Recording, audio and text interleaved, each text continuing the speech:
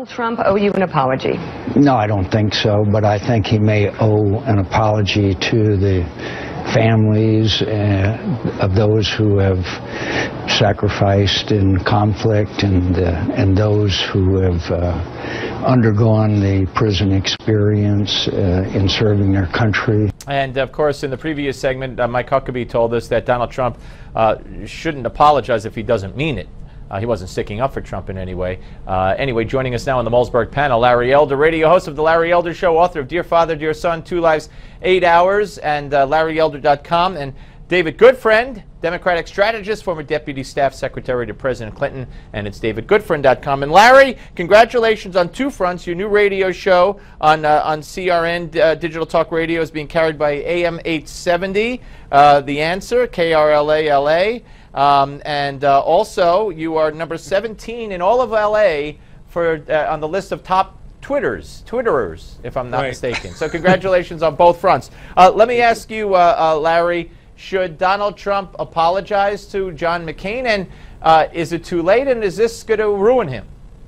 Yes, he should apologize. It's not too late, and no, it won't ruin him. And once again, we're having a discussion about what a Republican said about another Republican, because Republicans are held to a higher standard. We understand that. We're not talking about the fact that, for example, Bill Clinton has had 3 credible allegations of rape, and more importantly, that Hillary was accused by Juanita Broaddrick of threatening her after Juanita Broaddrick made the allegation. We're not talking about Hillary's character and about her wiping down the servers on her email account. We're talking about Donald Trump and John McCain. That's how they roll. That's how the media rolls. That's how the party rolls. Having said all of that, what Donald Trump said was a mean-spirited attack not only on John McCain, but on anybody who's ever served. And for somebody who never served, and Donald Trump did not serve, I thought it was an extremely bad remark, and he ought to apologize for it. David? I am so confused by this turn of events. I mean, Donald Trump might be crazy in my view, but he's not stupid. And he's saying something about another Republican, for one, a Republican who's not running for president, for 2, and he's opening up all kinds of questions about why he himself, Donald Trump, never served. I mean, what was he thinking? This just strikes me as a bad reflection, not on his character, although we can talk about that, but on his tactical judgment. What was that man thinking? Well, again, you see, to me, if you're going to be consistent as a conservative, when John Kerry said that our troops are terrorizing Iraqi women and children in the middle of the night, I blasted him for that. When John Kerry said to high school students, if you study hard, you'll be okay. If not, you'll wind up in Iraq, I blasted him for that. I think what Trump said about McCain, and then generalized by saying, I like heroes or I like soldiers who weren't captured. I mean, by extension, I guess he also likes hero soldiers who weren't killed. It was just, Larry, it was just ill-advised, stupid, and immediately he should have said, all right, look, I apologize, I went too far. He was just lashing out in a knee-jerk fashion at McCain, who called all the people who came out to see him the other day crazies. So he should have just attacked McCain for being a bad senator, not brought that up. Absolutely, and I agree with your guest. It was also tactically stupid. John McCain is not even a major light in the party.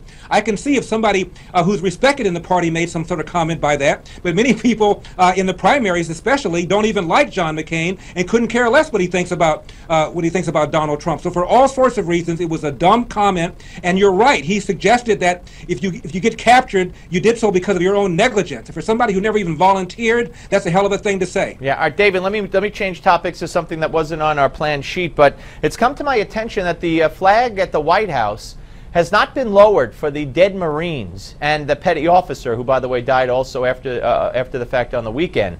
What the hell is wrong with this White House? This is a new topic, you're right. Let me just take a second here. I mean, don't you have to lower the flag to half staff when 4 Marines and another guy are killed on your own country? When I served in the White House as Deputy Staff Secretary, my colleagues and I in the Staff Secretary's office handled the procedure for lowering the flag. And when I say lowering the flag, we're talking about all ships at sea, every federal installation domestically, every place the flag flies on federal property, and even then some. I mean, there are other states, for example, that follow the federal protocol.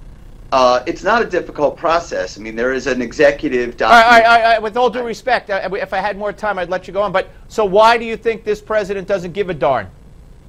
I do think he gives a darn. I don't think that this is a reflection of maliciousness. I would suggest that you and I together approach the White House and ask them to lower the flag. All right, I'll meet you at 16 Pennsylvania Avenue.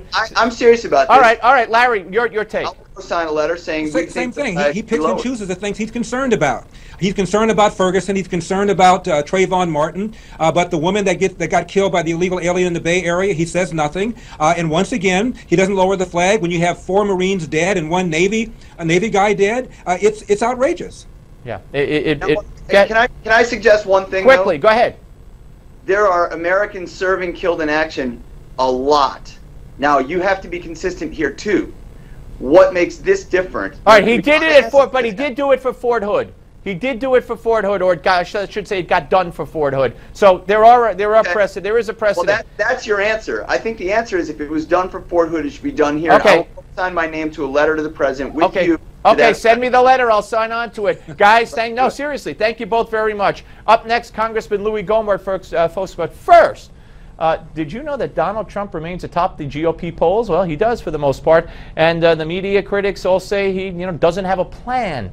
Well, apparently he does. In fact, he wrote a whole book that says he will make America great. Trump's bestseller is called Time to Get Tough. It outlines Trump's plan to roll back Obama's policies, secure the border, deal with China and terrorism, and much, much more. Now, you're saying, well, where do I find this book? Newsmax has a free offer for this book. Just go to newsmax.com/Trump book. Newsmax.com/Trump book and get your copy today. Don't go away.